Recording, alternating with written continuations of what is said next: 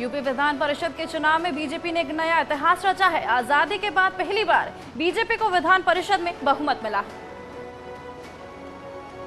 BJP ने विधान परिषद चुनाव में एक तरफा जीत हासिल की है। विधान परिषद की 36 सीटों में से 33 पर बीजेपी प्रत्याशी ने बड़ी जीत दर्ज की, तो 3 सीटों पर निर्दलियों का बोलबाला रहा।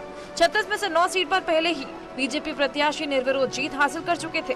बीजेपी की इस जीत पर सीएम योगी आदित्यनाथ ने बयान जारी कर पीएम मोदी का आभार जताया। उन्होंने कहा कि यूपी के स्थानीय विधान परिषद चुनावों में बीजेपी की प्रचंड विजय ने पुनः स्पष्ट कर दिया है कि प्रधानमंत्री मोदी के कुशल मार्गदर्शन और नेतृत्व में प्रदेश की जनता राष्ट्रवाद, विकास एवं सुशासन के साथ है। वहीं बीजेपी के प्रदेश अध्यक्ष स्वतंत्र देव सिंह ने कहा कि सीएम योगी के नेतृत्व में बीजेपी ने बड़ी जीत हासिल की। माननीय प्रधानमंत्री नरेंद्र मोदी जी, मुख्यमंत्री श्री योगी आदित्यनाथ जी के नेतृत्व में एक बार फिर मिली ऐतिहासिक विजय नए उत्तर प्रदेश बनाने की राह को प्रशस्त करेगी और उत्तर प्रदेश को एक मजबूती प्रदान होगी। उत्तराखंड के मुख्यमंत्री पुष्कर सिंह धामी ने यूनिफॉर्म सिविल कोड को लेकर कमेटी बनाने की बात एक बार फिर दोहराई है। सीएम ने साफ किया कि अपना वादा सरकार हर हाल में पूरा करेगी। किया था कि हम उत्तराखंड के अंदर यूनिफॉर्म सिविल कोड लागू करेंगे और मुझे खुशी है कि आप सबके आशीर्वाद से, उत्तराखंड की निर्दलीय जनता के आशीर्वाद से उत्तराखंड के अंदर भारतीय जनता पार्टी की सरकार बनी है। और सरकार ही नहीं बनी है बल्कि 2/3 बहुमत की सरकार बनी है, प्रचंड बहुमत की सरकार बनी है। और हमारी सरकार ने, हमारी पार्टी ने जो संकल्प उत्तराखंड की निर्दलीय जनता के सामने रखा था कि हम उत्तराखंड के अंदर यूनिफॉर्म सिविल कोड, समान नागरिक संहिता का कानून, सबके लिए एक समान कानून, चाहे कोई सी जाति का हो, पंथ का हो, धर्म का हो, सभी के लिए हम एक समान कानून उत्तराखंड के अंदर लागू करेंगे। बीजेपी के सीनियर नेता रहे लालजी टंडन की जयंती के मौके पर लखनऊ में कार्यक्रम आयोजित किया गया। मौके पर सीएम योगी आदित्यनाथ और यूपी के दोनों डिप्टी सीएम समेत कई लोग मौजूद रहे। इस मौके पर कई संस्थानों को सम्मानित भी किया गया। सीएम योगी ने लालजी टंडन को याद करते हुए उनके विजन और उनकी सोच को विकासवादी बताया। सीएम योगी ने लखनऊ के विकास में लालजी टंडन के योगदान को भी ऐतिहासिक बताया। लालजी टंडन जी की बात जब होती है तो सर्वदेव अटल बिहारी वाजपेयी जी के अनन्य सहयोगी और सबसे विश्वसनीय सहयोगी के रूप में लखनऊ में उन्हें देखा जाता था।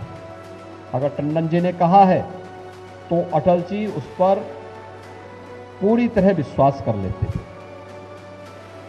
दूसरा, लखनऊ के बारे में उनके बारे में कहा जाता था कि वह लखनऊ के चलते फिरते लाइब्रेरी थे। इस मौके पर गायक कन्हैया मित्तल ने सीएम योगी की तारीफ की और कार्यक्रम के दौरान मिली सम्मान राशि भी बुलडोजर अभियान को समर्पित कर दी। और मैं एक छोटी सी गुजारिश यही करूंगा कि जो धनराशि मुझे मिली है मैं वो जनता के लिए ही वापस देकर, जो बुलडोजर का काम चल रहा है अगर कोई रिपेयर की जरूरत पड़े तो उसकी मैं वो समर्पित करता हूं कि ग्रहण करे। यूपी के परिवहन मंत्री दयाशंकर सिंह ने आज प्रयागराज में रोडवेज बस का औचक निरीक्षण किया। रोडवेज बसों की व्यवस्था को जांचने के लिए परिवहन मंत्री दयाशंकर सिंह आज खुद बस का औचक निरीक्षण करने पहुंचे। अचानक बस में चढ़कर परिवहन मंत्री ने यात्रियों को अपना परिचय दिया, जिसके बाद उन्होंने बस के कंडक्टर से बस में मौजूद यात्रियों की संख्या पूछी और सबके टिकट कटे होने की जानकारी ली। नमस्कार, मैं परिवहन मंत्री हूँ। कोई असुविधा तो नहीं आप लोगों की? नहीं। सब ठीक है? सब ठीक। सबके टिकट कटे हैं ना? ये संबंधित है? जी सर। हाँ? सभी लोग के टिकट है? कितने टिकट काटे हो? 38 कटे हैं। प्रयागराज से वाराणसी जाने वाले बस पर परिवहन मंत्री दयाशंकर सिंह अचानक सवार हुए। इस दौरान उन्होंने सफाई व्यवस्था के साथ साथ ड्राइवर और कंडक्टर को वर्दी न पहनने पर फटकार भी लगाई। साथ ही यात्रियों को फीडबैक भी दिया। आपको बता दें कि 100 दिन का खाका तैयार करने के साथ ही योगी सरकार के सभी मंत्री अपनी अपनी तरह से व्यवस्थाओं का जायजा ले रहे हैं। इसी कड़ी में मंगलवार को दयाशंकर सिंह का नाम भी जुड़ गया। बाहुबली डॉन मुख्तार अंसारी के शार्प शूटर अनुज कनौजिया के घर पर प्रशासन ने बुलडोजर चलाकर ध्वस्त किया। अनुज एक हत्याकांड में वांटेड है। मऊ के चिरैया कोर्ट में प्रशासन का बुलडोजर माफिया मुख्तार अंसारी के शार्प शूटर अनुज कनौजिया पर कहर बनकर टूटा। बदमाश अनुज पर 50,000 का इनाम घोषित है, जो साल 2020 में तरवा थाना इलाके के एरा कला में हुए हत्याकांड में फरार चल रहा है। सड़क निर्माण को लेकर ठेकेदार पर जानलेवा हमला किया गया था। इस दौरान गोली लगने से सड़क निर्माण में लगे एक मजदूर की मौत हो गई थी, जिसके बाद से शार्प शूटर अनुज फरार चल रहा था। बदमाश ने बहलोलपुर में एक तालाब की जमीन पर अवैध कब्जा कर अपने घर का निर्माण किया था, जिसको प्रशासन ने आज जमींदोज कर दिया।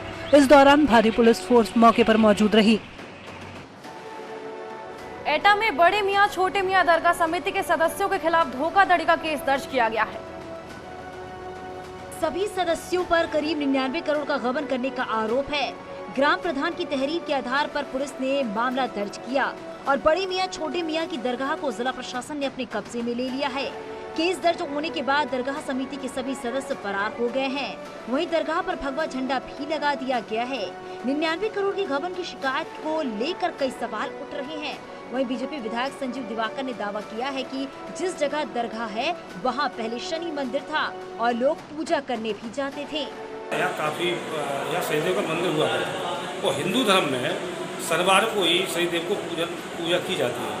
तो ये जब हमको सारे एविडेंस मिले तो उसमें आगे बढ़े और आज वही परिणाम है कि जो पिछली हमने जो मेहनत करी उसका परिणाम आज हम उसमें सफलता मिली है और आज प्रशासन नियुक्ति का जो डीएम साहब ने आदेश किया है हम उसका स्वागत करते हैं।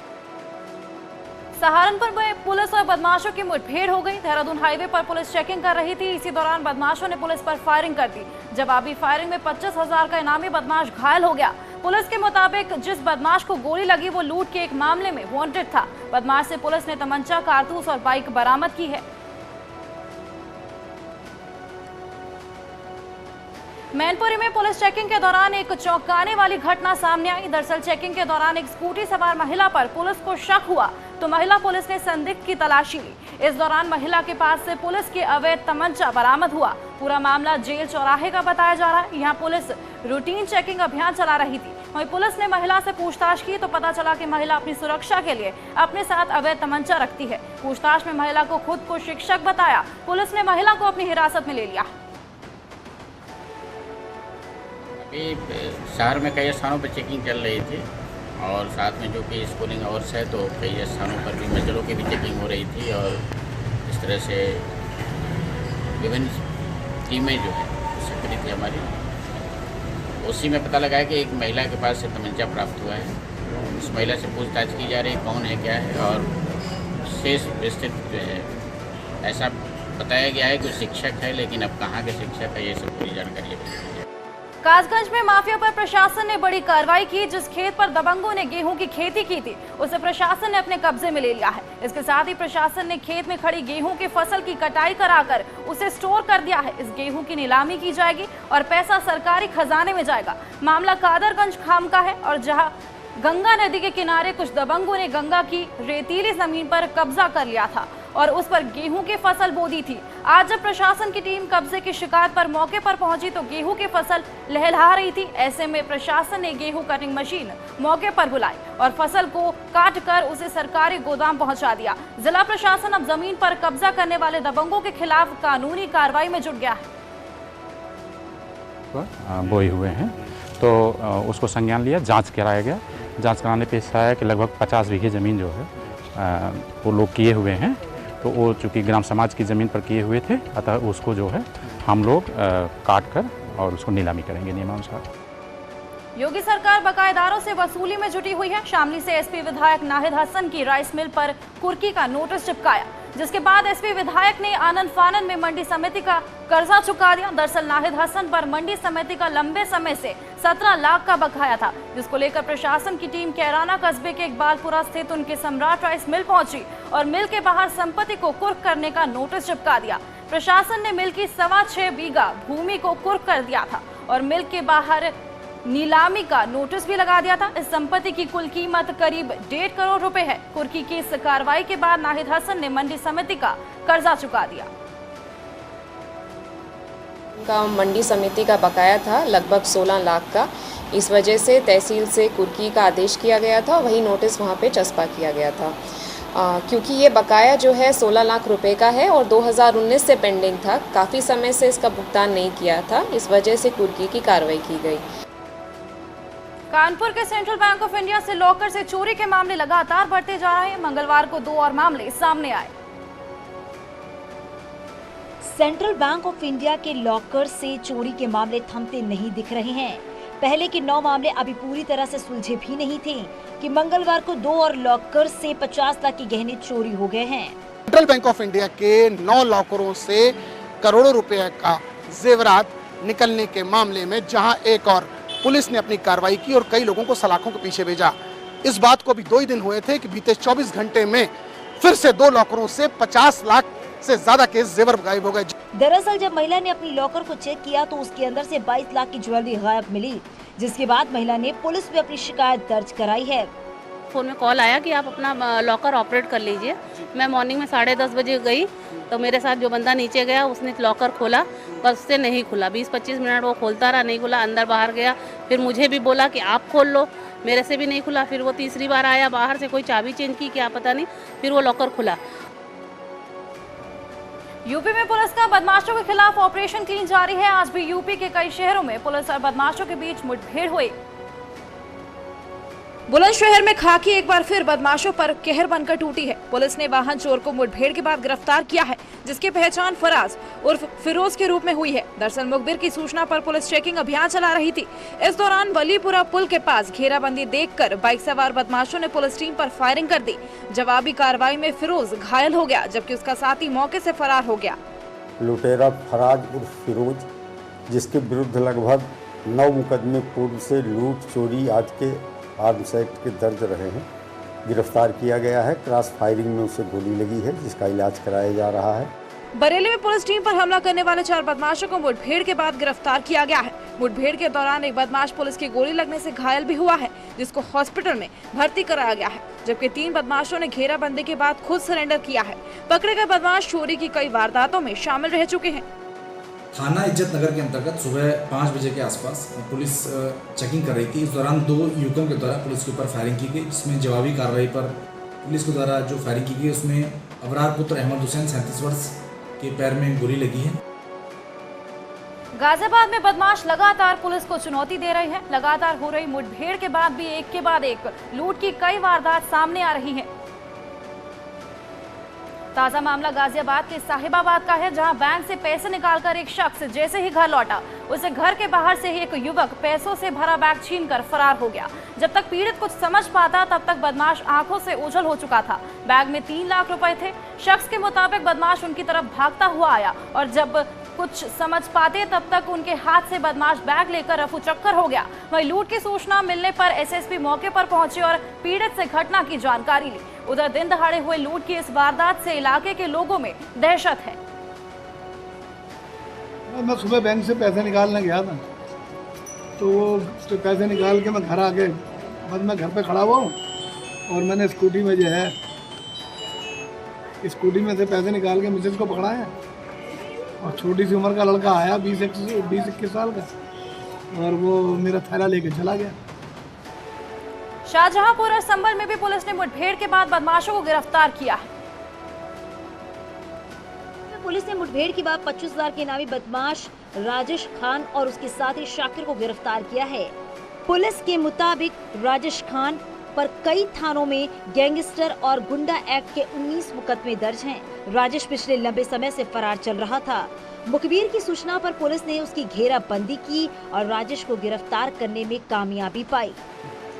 इनमें से एक जो राजेश खान है, ये थाना अल्लाहगंज से वांछित चल रहा था और इसके खिलाफ करीब 1 दर्जन अभियोग पंजीकृत है और इसकी गिरफ्तारी में 25,000 रुपये का पुरस्कार भी था। इसी का साथी है शाकिर, जो थाना मिर्जापुर का रहने वाला है।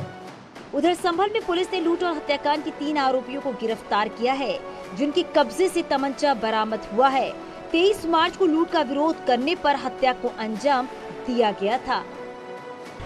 एक युवक की जो अपनी मोटरसाइकिल से इस रोड से जा रहा था, उसकी गोली मारकर हत्या कर दी गई थी और उसके पास से कुछ सामान भी छीना गया था। इसमें हमारे द्वारा टीमों का गठन किया गया था। आज 3 व्यक्तियों को इसमें गिरफ्तार किया गया है, जिनके नाम सलीम, अली गौहर और अनस हैं। ये तीनों कस्बा नरौली, थाना बनियाठीर के रहने वाले हैं। कौशाम्बी में कार्यक्रम के दौरान तमंचा लहराने का वीडियो वायरल हो रहा है, जिस पर पुलिस कार्रवाई में जुट गई है। दरअसल सैनी थाना इलाके के भैरावा गांव में एक मांगलिक कार्यक्रम के दौरान कुछ युवक हाथ में तमंचा लेकर डांस करते नजर आए, जिनका वीडियो सोशल मीडिया पर तेजी से वायरल हो रहा है। वीडियो का संज्ञान लेते हुए पुलिस ने जांच शुरू कर दी है। बताया जा रहा है कि सांस्कृतिक संध्या के दौरान गांव में बार बालाओं का डांस चल रहा था, जिसमें कुछ युवक हाथ में तमंचा लहराते हुए मंच पर चढ़ गए और इनमें से एक युवक ने डांस के दौरान हवा में फायरिंग भी की थी। वीडियो सोशल मीडिया पर वायरल हो रहा है, जिसमें कुछ व्यक्तियों के द्वारा पिस्टल से मंच पे फायरिंग की जा रही है और वहाँ पे कुछ सांस्कृतिक कार्यक्रम, कल्चरल कार्यक्रम वहाँ पे किया जा रहा है। इसकी अभी जांच की गई तो ये थाना सैनी क्षेत्र का मामला है और इसमें जो थाना प्रभारी है उनको निर्देशित किया गया है कि तत्काल प्रभाव से जो भी ये लाइसेंसी असला है तो उसको सीज किया जाए और मुकदमा इसमें पंजीकृत किया जाए।